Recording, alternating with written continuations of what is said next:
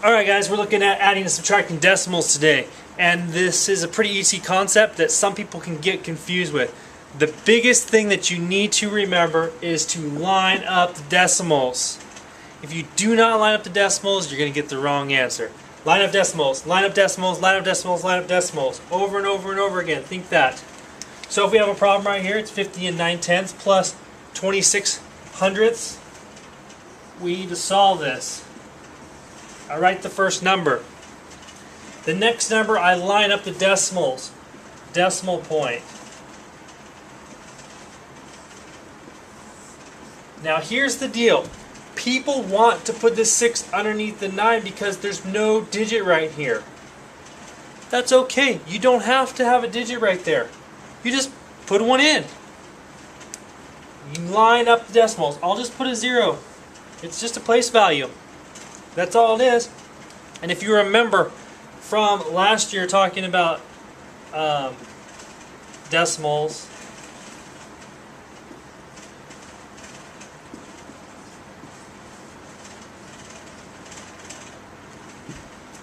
.5, which is half, is the same as .50, which is the same as .500, which is the same as however many zeros I want to write after it. They're all equal the same. So this .9/10, this 9/10, if I add a 0 here, the value has not changed. It's still the same. I could add another 0 and another 0, and it's still going to equal the same. It won't matter. So adding this 0 is fine. It's okay to do. You don't have to line the numbers up, the digits up. You have to line up the decimals. It's the most important part, is to line up the decimals. If you don't line up the decimals, the answer is not going to be correct.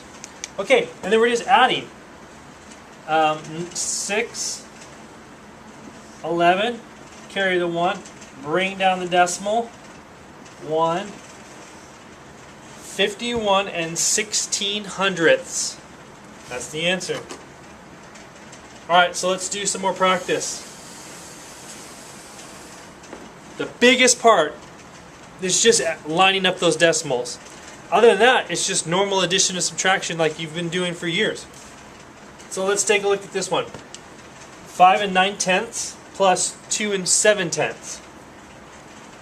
So all I have to do is 5.9.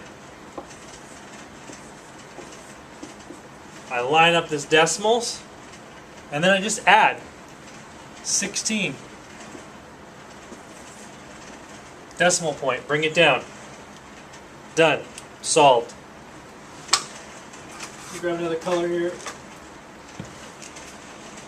The second one, we'll write it over here a little bit. 4 and 100. 2 and 95 hundredths, and I'm subtracting.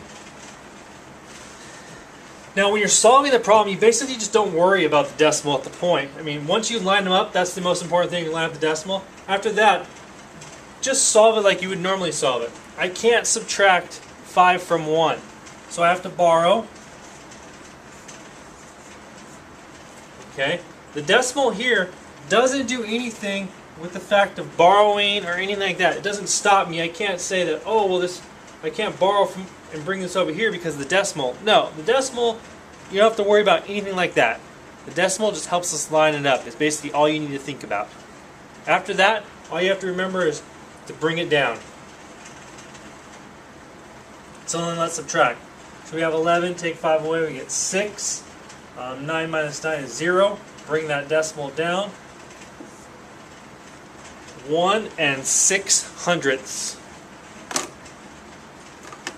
And then the last one.